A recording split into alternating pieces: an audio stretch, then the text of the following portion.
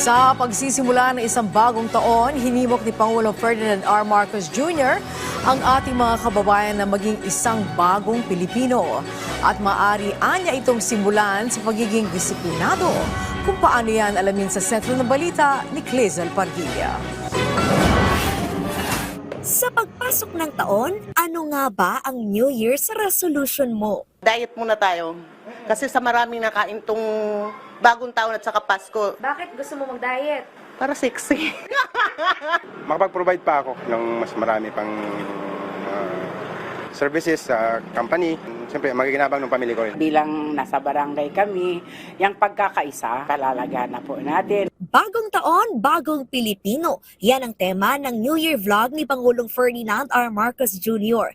Hinikayat ng Pangulo ang mga Pilipino na simulan ang pagbabago sa pagiging disiplinado. Ang bagong Pilipino ay disiplinado. Disiplinado sa sarili, disiplinado sa sariling tahanan, disiplinado sa lansangan. Binigyan din ng Pangulo ang halaga ng disiplina sa kalusugan, pera at pag-iwas sa pagmamarites. Health and fitness goals sa pagkain, paghawak ng pera, pag-iipon, disiplina sa oras ng mga gadget, disiplina sa pagmamarites at sa pananalita, disiplina sa lansangan, pagdadrive, pagtatapon ng basura. Ano naman kaya ang New Year's resolution ng Pangulo? Ang New Year's resolution ko na para maging mas disiplinado, mas aalagaan ko ang aking kalusugan.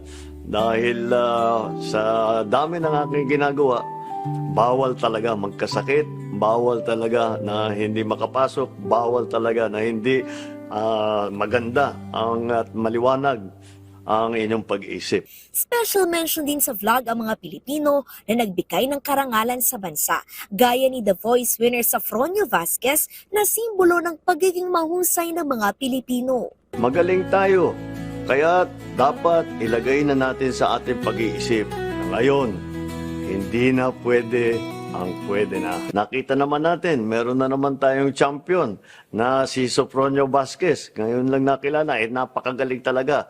Dapat yan ang mga hinahanap natin na mga magagaling at mahuhusay na bagong Pilipino. Ano man ang ating New Year's resolution, paalala ng Pangulo, huwag kalimutan ang pagmamahal sa bayan. Ang bagong Pilipino ay mapagmahal sa bayan. There is a renewed sense of patriotism. Dapat sa ating mga New Year's resolution, lagi nating kasama ang pagmamahal sa ating minamahal na Pilipinas. Mas malalim ang kahulugan ng disiplina at pagiging mahusay kung ito ay nakaangkla sa pagmamahal sa Pilipinas.